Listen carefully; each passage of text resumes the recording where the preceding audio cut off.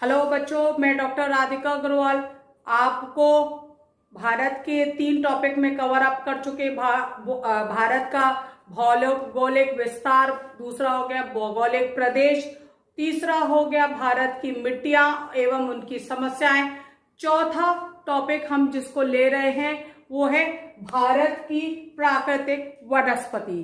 फिर से मैं बताती हूँ, भारत की प्राकृतिक वनस्पति के बारे में अब हम लोग विस्तार पूर्वक बात करेंगे। ये बहुत इंपॉर्टेंट टॉपिक है, इसलिए इसको ध्यान से पढ़िएगा। भारत की प्राकृतिक वनस्पति को 8 भागों में विभाजित किया जाता है। मैं फिर से बात करती हूँ, भारत ऐसे ही भारत की मिट्टियों को भी 8 वर्गों में बांटा गया था, ऐसे भारत की प्राकृतिक वनस्पति को भी 8 भागों में विभाजित किया जाता है।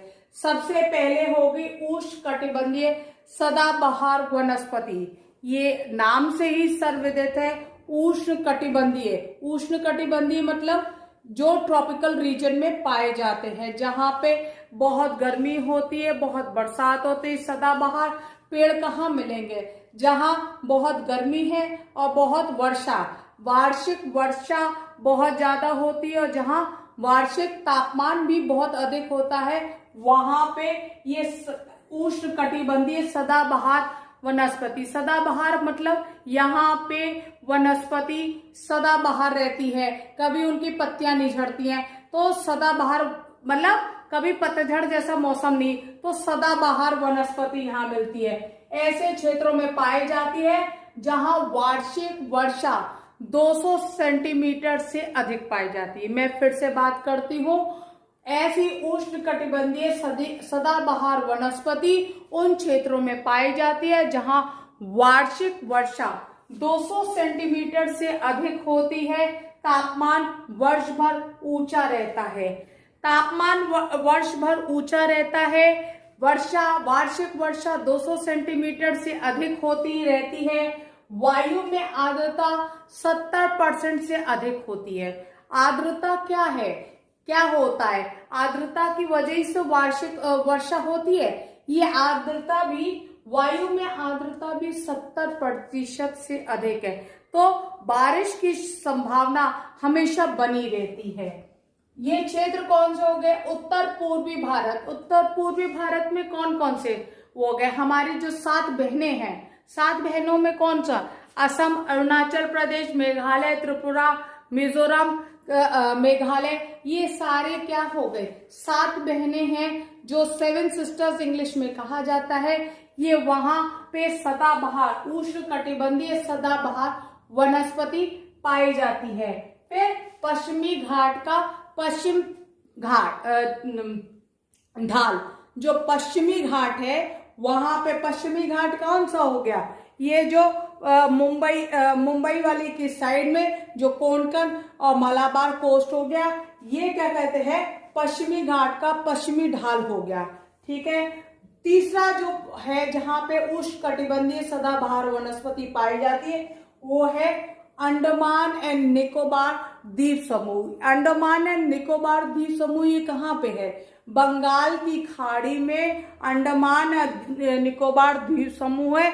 ये भारत के वहां पे उष्णकटिबंधीय सदाबहार वनस्पति पाई जाती है। ये वो क्षेत्र है जहां पे भारत का दक्षिणतम बिंदु पाया जाता है। हम पहले भी आपको जब भारत के विस्तार के बारे में बात कर रहे थे, तब भी हमने आपको बताया था, ये वही जगह है अंडमान और निकोबार द्वीप समूह जहां पे इंदिरा पॉइंट स्थित है, जो सुनामी की वेव्स में, सुनामी जो समुद्र में लहरें आई थी उसमें डूब गया था। सबसे भारत का दक्षिणम बिंदु है, जो कि समुद्र की बहुत ऊंची ऊंची लहरें, जिसको सुनामी कहते हैं, उसमें डूब गया था।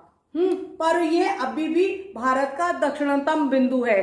कन्याकुमारी इसका मेनलैंड का बिंदु है। जब हम बात करते हैं, आप कह रहे होंगे कि मैडम इंदिरा पॉइंट के बारे में बता रही हैं, पर कन्याकुमारी सबसे दक्षिणतम बिंदु मेनलैंड का है। जो मुख्य भूमि है उसका, धरातल का है, उसका दक्षिणतम बिंदु है। और जो भारत का सबसे दक्षिणतम बिंदु है वो है इंदिरा पॉइंट, जो अंडमान और निकोबार द्वीप समूह में पाए जाते हैं, जो कि 0 डिग्री भूमध्य रेखा के बिल्कुल नजदीक है। ठीक है, इसलिए यहाँ पे तापमान बहुत अधिक होता है। वार्षिक वर्षा 200 सेंटीमीटर से अधिक होती है। आर्द्रता हमेशा 70% बनी रहती है। इसका मतलब वर्षा का पूरा अधिक वर्षा होने का संभावना रहती है। अब इसकी विशेषताओं के बारे में बात करते हैं। इस उष्णकटिबंधीय सदाबहार वनस्पति की विशेषताएं हैं, उसमें अधिक वर्षा के कारण वृक्ष लंबे, सदाबहार और सघन होते हैं। मैं फिर से बात बताना चाहूंगी, जब इतना तापमान होगा और इतनी वर्षा होगी, 200 सेंटीमीटर से अधिक की वर्षा होगी, तो वृक्ष क्या होंगे?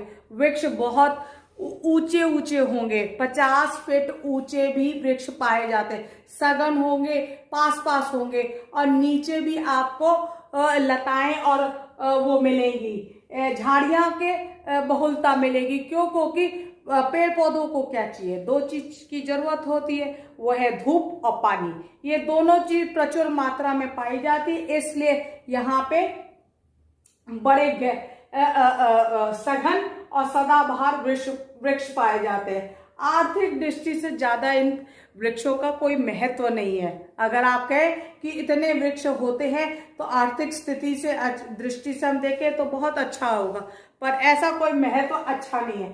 इसमें लताएं और झाड़ियां की अधिकता होती है। क्यों? क्योंकि तापमान और वार्षिक वर्षा अधिक होती है, तो यहाँ पे लताएं और झाड़ियां भी अधिक मिलती है।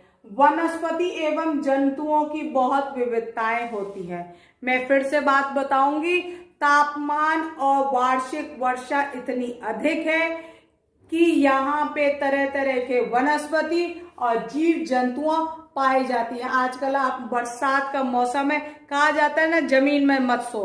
तरह तरह की क्यों वनस्पति उग आती है, उसमें तरह तरह के जीव जंतु उग आते, तो डर रहता है।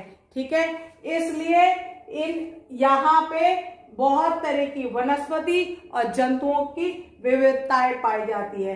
जैव विविधता की दृष्टि से यह बहुत काफी महत्व रखता है। मैं मैप के थ्रू समझाती हूँ कि ये कहाँ पे उष्णकटिबंधीय सदाबहार वनस्पति कहाँ कहाँ पाई जाती है। ठीक है, ये भारत का नक्शा है, इसमें मैं बताती हूँ कि उष्णकटिबंधीय सदाबहार वनस्पति जो कि उत्तरी पूर्वी भाग में कौन कौन से हो गया? असम, अरुणाचल प्रदेश, मेघालय, त्रिपुरा,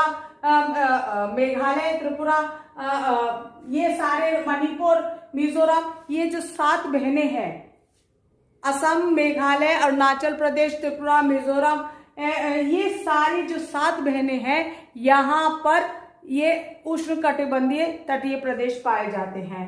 फिर आपको मैंने बताया कि ये पश्चिमी घाट का पश्चिमी ढाल, इधर की तरफ ये उष्णकटिबंधीय सदाबहार वनस्पति पाए जाते। एक तीसरा क्षेत्र हो गया, वो है अंडमान निकोबार, जो कि बंगाल की खाड़ी में ये छोटे छोटे द्वीप समूह हैं, वहां पर ये वनस्पति पाई जाती है। क्यों? क्योंकि तापमान, ये देखिए यहाँ पे आपका 0 डिग्री भूमध्य रेखा हो गया, तो ये नजदीक होने के कारण तापमान भी बहुत अधिक है, वार्षिक वर्षा भी बहुत अधिक है, तो यहाँ पे सदाबहार वनस्पति पाई जाती, उष्णकटिबंधीय सदाबहार वनस्पति पाई जाती है। मैं साइड हो जाती है, आप स्क्रीनशॉट ले लें।